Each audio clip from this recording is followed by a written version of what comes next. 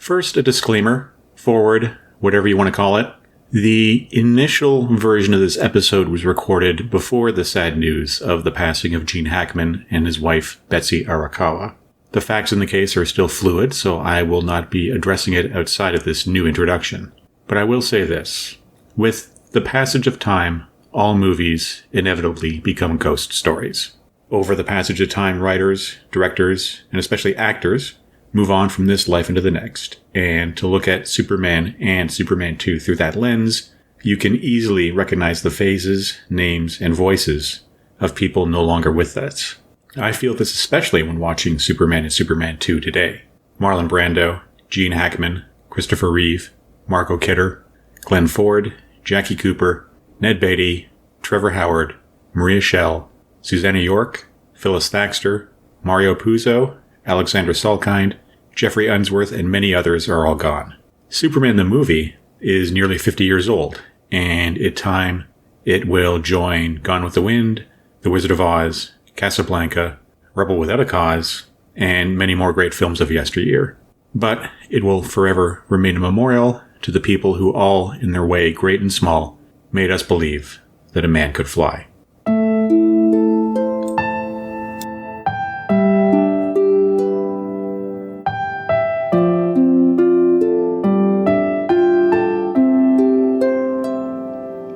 Welcome to this, the 6th episode of the Celluloid Heroes podcast.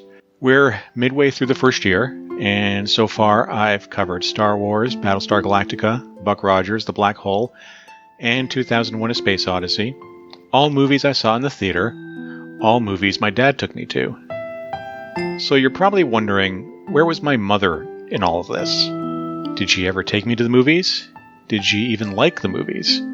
The answer to that is yes, and an emphatic yes. Mom loved movies. She still does.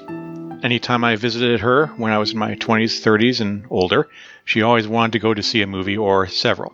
Anytime she visited my family and myself, she would put on her reading glasses and examine my DVD and Blu-ray collection and pick out the movies she was going to watch on her visit. But growing up, she took me to a lot of movies. These were mostly afternoon matinees and mostly family-friendly movies, so my sister could come with us. These are movies like the re-release of Mary Poppins, The Many Adventures of Winnie the Pooh, The Secret of NIMH, The Fox and the Hound, a lot of Disney and Don Bluth movies, frankly. These were not all classics. I'm looking at you, Saturday the 14th, Earthbound, and The Private Eyes, which are movies I likely wanted to see, and she happily took me to, agreeing afterwards that they just weren't very good. This wasn't a complaint, for all of these movies really stoked my interest in storytelling. What worked, what didn't, what separated a bad movie from a good one, and a good one from a truly great one. As to why, well, it was the 1970s. Mom was a homemaker, Dad worked at the office, and we were able to get through the day-to-day on his salary. Mostly. Mom was around us kids 5 days a week, so by the weekends when Dad was home, she was all too happy to let him take me or my sister or both of us off her hands for a few hours so she could just relax. But at some point, I think she'd had enough of being home and wanted to go to the movies herself. She'd certainly seen Star Wars after my raving about it, and it would be her, not my dad, who took me and some friends to a matinee of The Empire Strikes Back in 1980. But at one point, she wanted her turn to take me to a new movie, an evening show, just the two of us. So, on a cold winter's night late in 1978, my dad stayed home with my sister, while Mom took me to the movies. It was a place long gone from my memory now, but for a red curtain that parted as the lights faded, as the screen came to life with what would soon become one of my all-time favorite movie themes. This is the story of Richard Donner's and Richard Lester's Superman and Superman 2.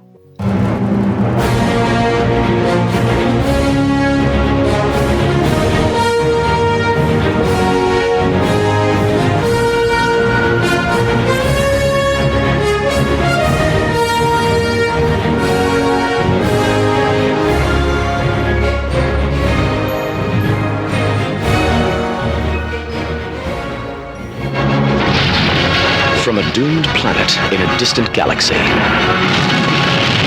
to a fantastic underground hideaway, from the fortress of solitude to the bustling city room of the Daily Planet. Look up up on the screen. It's Superman. Superman, the movie. In the cold, hard light of the present, it may shock you to learn that Superman, that icon of Americana, born during the Great Depression, is nearing his 100th birthday. Created in 1938 by American Jerry Siegel and his Canadian cousin Joe Shuster, the man from Krypton was fresh and new, while my grandparents, themselves born now over 100 years ago, were in their teens. Superman is older than my mother and my father. The world they grew up in was never without a Superman, nor was mine. Of all the cultural icons of the 20th century, aside from maybe Mickey Mouse, Superman is probably the most recognized, no matter where you live. His endurance is also a bit of a surprise when you hear the familiar criticisms of him. Too heroic, too powerful, too straight-laced, lacking the darkness of his counterpart, Gotham City's Batman. The Caped Crusader was cool, even when being portrayed by the straight-laced Adam West. To put it bluntly, when I was that 4-year-old with the safety pin secured cape around his neck, I was playing Batman, not Superman. Batman was cool. He was Adam West with the pops and pows and zowies. Superman? Well, I knew him as a member of the Super Friends on TV. Superman has always been a difficult character to get one's head around, particularly in film, where our heroes must be vulnerable and fallible, and where his story must surrender itself to the needs of a 3-act structure. World and character building all leading to an epic earth-shattering finale. How do you mine the necessary drama with a character so all-powerful that failure is not only not an option, but quite impossible? The man is bulletproof, after all. And so, when my mom said she was taking me to see Superman, the movie, just before Christmas of 1978, I think I said, okay. Superman just wasn't on my radar. He'd had a full, long life before I was even born. He was a character from my parents' childhood, not mine. But that would all change shortly.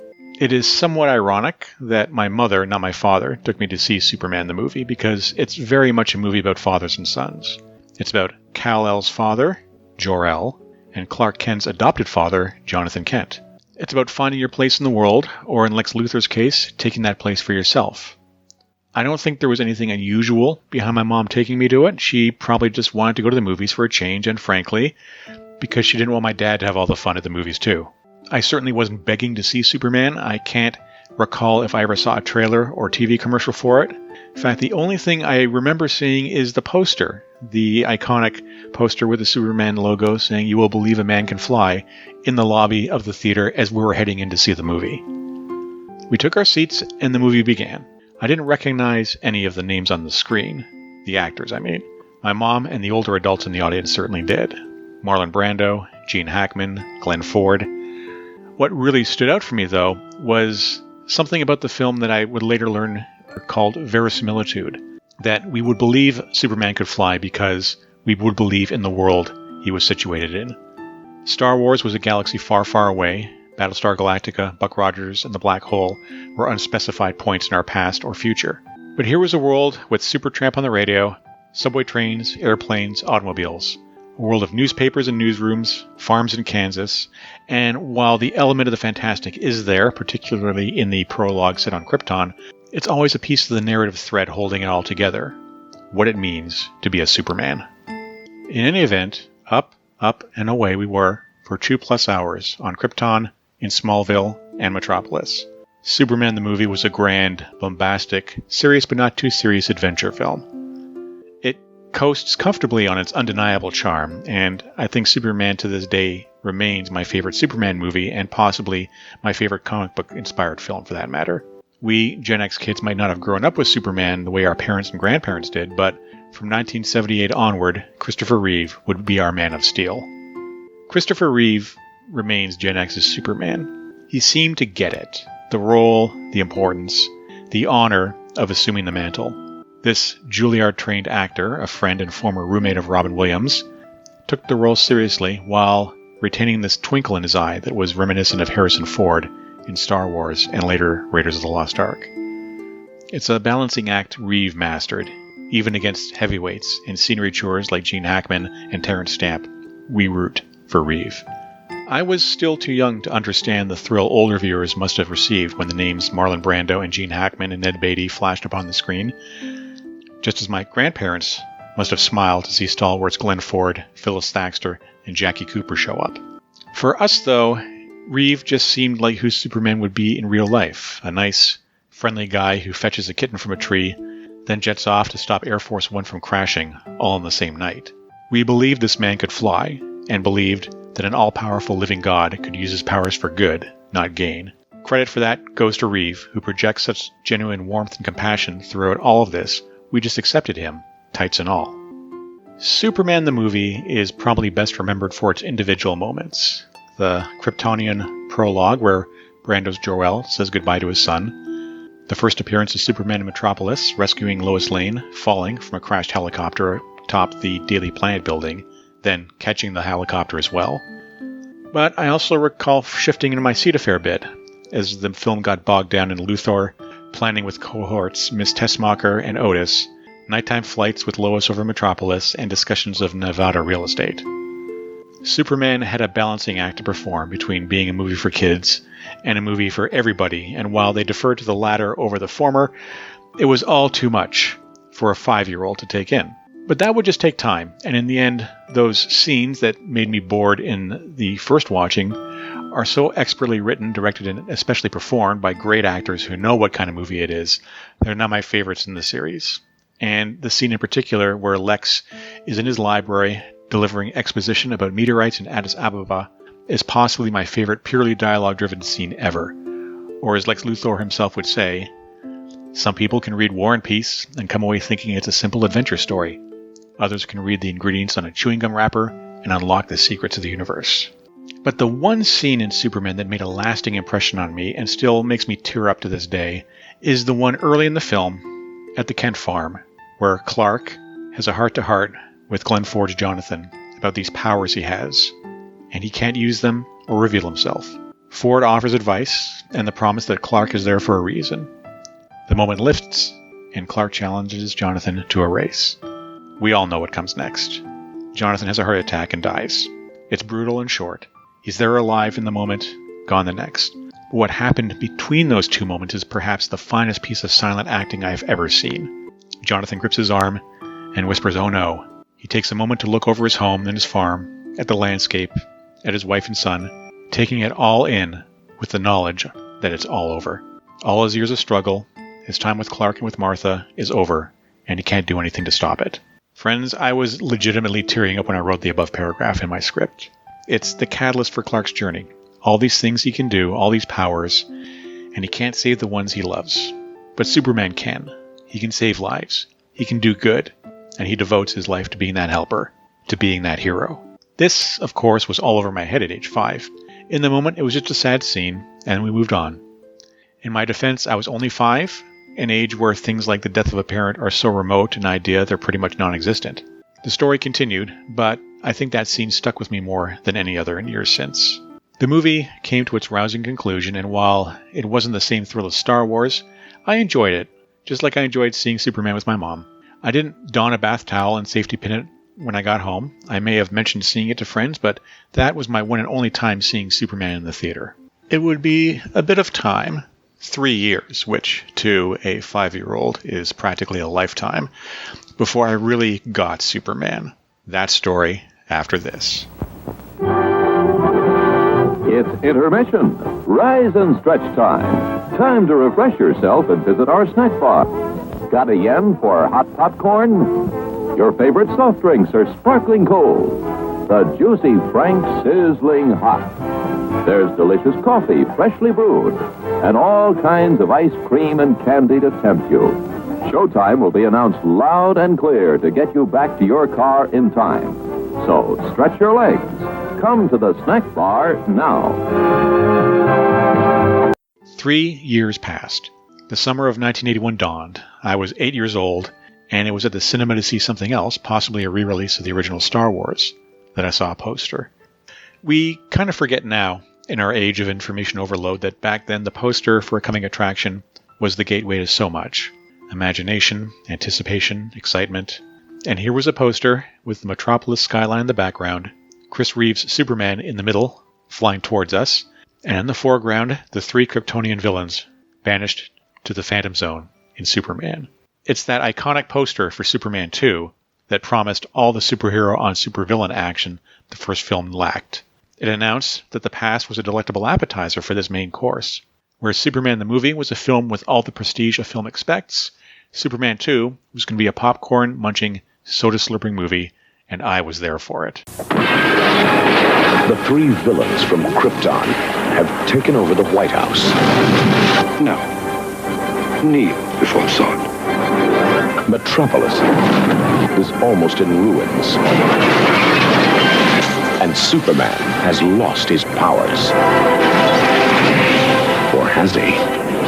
As the adventure continues in Superman 2, rated PG. Now playing. Check newspapers for local listing. What we younger viewers didn't know, though, was that Superman 2 was very much compromised by producers Alexander and Ilya Salkind, who parted ways with Superman director Richard Donner before he had completed work on the sequel. They brought in a new director in Richard Lester, then best known for his Beatles film A Hard Day's Night and the Three Musketeers movies. Lester favored slapstick over Donner's stately compositions and drama and camera work. But both were talented filmmakers, just with different approaches to storytelling, and in Superman, we got both of them at the same time. It was quite a success, critically and financially, earning $190 million on a $54 million budget. Not as huge as the first films, but nothing to sneeze at either. It is a disjointed film. You can tell the difference between the Donner scenes and the Lester ones, and the score by Ken Thorne, while similar, is not as operatic as John Williams' original. To its advantage, though, Superman's story hit the ground running, dispensing with the origin story, rolling a recap of the first film over the opening credits, and getting us into the action all the sooner. And once Superman 2 starts, it really doesn't stop, which made it perfect fodder for an 8-year-old who just wanted to see Superman fight General Zod. If Superman the movie is the better film, Superman 2 is the better movie. It's lighter on its feet, yes, but it doesn't play things full-on comedic like Superman 3 would, and we won't even talk about Superman 4. Its biggest demerit is that it lacks as strong an emotional center as the first installment. There is a tragic component to being Superman in that in his heart he knows he can't save everybody. All these powers and I couldn't even save him, a young Clark tells his mother Martha after Jonathan's death. Superman 2 has no real equivalent. While both films walk a tightrope between serious and silly, Superman 2 leans frequently in the latter. But what Superman 2 had was action, and after waiting all of Superman and more than half of Superman 2, we got what we've been thirsting for. A knockdown superhero brawl through Metropolis as Superman asked General Zod and his cohorts to step outside. In the end, I realized that you needed the seriousness of Superman the movie to contrast the balls-to-the-walls action and fun of Superman 2. You needed the tightrope balancing act between camp and high drama. Of these two films, Superman 2 holds its own in that high-wire storytelling. Yes, it's goofier than Mickey Mouse's canine sidekick, but overall it just works better. Superman the movie, for its strengths, often feels like two different movies, the self-seriousness of the Krypton and Smallville sequences giving way to a lighter tone once we hit Metropolis. Superman, the all-powerful being, is a tough nut to crack in a medium that demands the standard 3 acts with the payoff, rising action, climactic moments, and easy conflicts. With all the above taken into consideration, the successes of Donner's and Lester's films are all the more impressive. Superman, Kal-El Clark, is always central and always consistent, even when the film around him falters. There has long been an affection for the boy from Smallville. Then as now, he has always been an inspirational figure. A person of superhuman ability who disguises himself as a mild-mannered reporter, not out of contempt for people, as Bill in Quentin Tarantino's Kill Bill would later claim, but I think because he likes people. He likes having friends and a purpose beyond being the Man of Steel. It would be easy for Superman to just hang out at the Fortress of Solitude and wait until needed, but again, he's doing people things because it fulfills him. The human connection grounds him in the day-to-day struggle of just trying to live life in peace and comfort and security. He may be the son of Krypton, but in his heart, he's the son of Jonathan and Martha Kent, kind, simple farmers who taught him that being heroic means doing the right thing when it's not so convenient to do so. It's quite telling that in both Superman and Superman 2, it's the loss of Jonathan, the loss and resurrection of Lois, and the danger these villains pose to the people of Metropolis that proves to be a more grievous wound than kryptonite. When villains Ursa and Non hoist a Metropolis city bus filled with passengers to throw at Superman, he begs them to stop because there are people aboard who could be hurt. His departure from Metropolis after that scene isn't cowardice, as Zod claims. It's to lead these Kryptonian villains away from Metropolis, away from the people, to battle once more in the Fortress of Solitude on Superman's terms. I see a lot of myself in Superman. No, I'm not bragging. Specifically in Clark Kent, the perennial bumbling outsider, the one who never quite fit in, not in Smallville, certainly not in Metropolis, definitely not in Edmonton, Alberta, where he moved in early 1981. Superman, Clark, Kal-El, he's the perennial new kid, the one who arrives midway through the narrative and finds the more he tries to fit in, the more he stands out. Superman was the hero we all aspire to be. We all want to cast ourselves as the hero in our story, and it's a sad fact that often the very worst among us believe that they're the good guys. For an 8-year-old, Superman was kind of square, a Boy Scout, as Lois derisively calls him. But to a kid who was kind of a square himself, a Cub Scout at the time, these were pluses, not negatives. Despite all the ribbing about his Smallville roots, his unhip clothing, glasses, and demeanor, Reeves' Superman always is in on the joke, deflecting the sharp quips with a smile and a smirk that tells us, if only you people knew. I would revisit Superman 2 many times over the years, seeing it in the theater a second time that summer, and then watching it in our hotel room one night after our next move the year following, and we will get to that in time, I promise. I would catch up with the various TV versions of both, with their alternate cuts, which made the experience feel new all over again. By the time I hit my teens, Superman wasn't cool anymore. That honor again belonged to Batman. But for myself, and the many kids my age who first experienced Superman in the theater, for a time we all truly believed that a man could fly.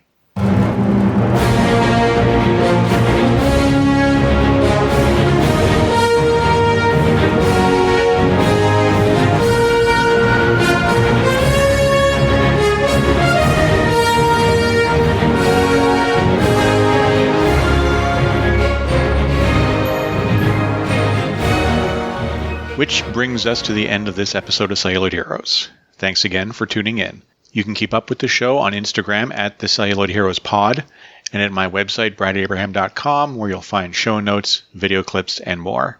You can also reach out to me through my website. If you're trying to find me on Blue Sky or Facebook or Instagram, my handle is at @NotBradAbraham. No, I'm not on X, and neither for that matter is Superman. I'll be back next month with more on the story of that move from Vancouver to Edmonton, and a film that both scared the hell out of me and helped me get over some childhood fears of my own. A film about dragons. I'll see you then. And now, folks, it's time to say goodnight. We sincerely appreciate your patronage and hope we've succeeded in bringing you an enjoyable evening of entertainment. Please drive home carefully and come back again soon. Good night.